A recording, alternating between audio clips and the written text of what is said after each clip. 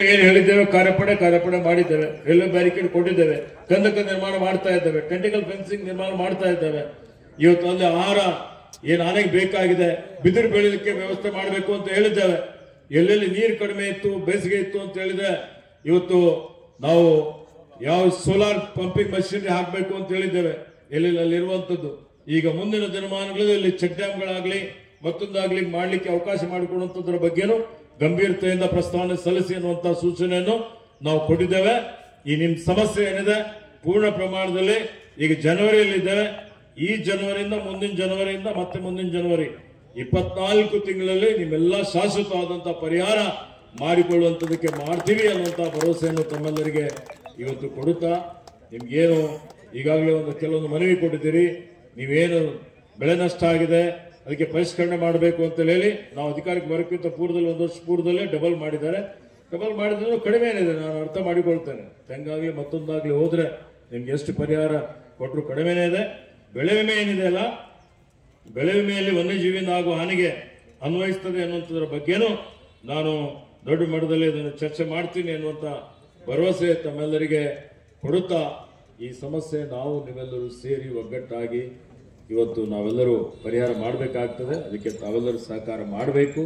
ಮತ್ತು ಈಗಾಗಲೇ ಸಂತತಿ ನಿಯಂತ್ರಣ ಮಾಡುವಂಥದ್ರ ಬಗ್ಗೆನೂ ನಮ್ಮ ರೈತರು ಸಲಹೆ ಕೊಟ್ಟಿದ್ದಾರೆ. ಅದ್ರ ಬಗ್ಗೆ ಬಹಳಷ್ಟು ಸುದೀರ್ಘವಾದಂತಹ ಚರ್ಚೆಯನ್ನ ಬೆಳಿಗ್ಗೆ 11 ಗಂಟೆಯಿಂದ ಇಲ್ಲಿವರೆಗೂ ಕೂಡ ಜಿಲ್ಲಾಧಿಕಾರಿಗಳ ಕಚೇರಿನಲ್ಲಿ ಅರಣ್ಯದಲ್ಲಿ ಏನೇನು ಆಗ್ತಾ ಇದೆ ರಾಮನಗರ ಜಿಲ್ಲೆನಲ್ಲಿ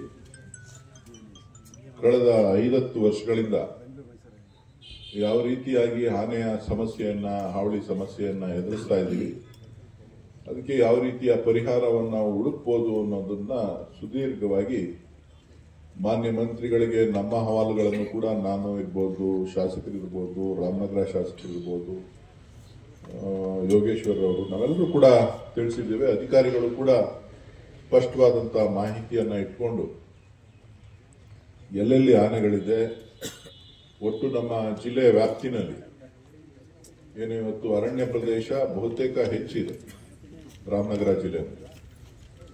ಕಾವೇರಿ ವೈಲ್ಡ್ ಲೈಫ್ ಒಂದ್ ಕಡೆ ಆದ್ರೆ ಬನ್ನೇರಘಟ್ಟ ವೈಲ್ಡ್ ಲೈಫ್ ಒಂದ್ ಕಡೆ, ಮತ್ತೆ ರೆಗ್ಯುಲರ್ ಫಾರೆಸ್ಟ್ ಬಂತು. ಸೊ ಆನೆಗಳ ಸಂಖ್ಯೆ ದಿನದಿಂದ ದಿನಕ್ಕೆ ಹೆಚ್ಚಾಗ್ತಾ ಇರೋದು ಯಾವ ರೀತಿ ಹೆಚ್ಚಾಗ್ತಾ ಇದೆ, ಮತ್ತು ಪ್ರತಿ ವರ್ಷ ಕನಿಷ್ಠ 10 ರಿಂದ 12 ಜನ ನಮ್ಮ ಜಿಲ್ಲೆನಲ್ಲಿ ಸಾಯ್ತಾ ಇದ್ದಾರೆ. ಅದರ ಬಗ್ಗೆ ಕೂಡ ಮಾನ್ಯ ಮಂತ್ರಿಗಳಿಗೆ ಗೊತ್ತಿದೆ. ಕಾರಣ ಏನು ಅಂತ ಹೇಳಿದ್ರೆ, ಮಾನ್ಯ ಮಂತ್ರಿಗಳನ್ನ ನಾನೇ ಅವರು ಮಂತ್ರಿ ಆದ ಒಂದು 4-5 ದಿನಕ್ಕೇನೆ ಕರ್ಕೊಂಡು ಬಂದಿದ್ದೆ. ಅವಾಗ ಕಂಟಿನ್ಯೂಸ್ ಆಗಿ ಸರ್ಕಾರದ ಮಾನ್ಯ ಅರಣ್ಯ ಜೀವಿಶಾಸ್ತ್ರ ಮತ್ತು ಪರಿಸರ ಸಚಿವರು ಶ್ರೀಯುತ ಈಶ್ವರ್ ಖಂಡ್ರೆರವರು ಏನು ನಮ್ಮ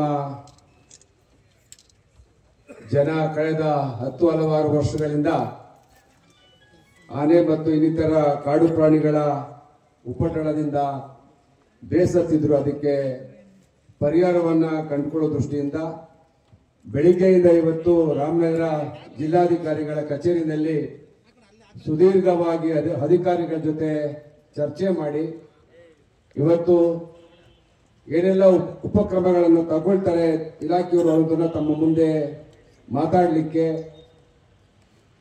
ಇವತ್ತು ಬಂದಿದ್ದಾರೆ.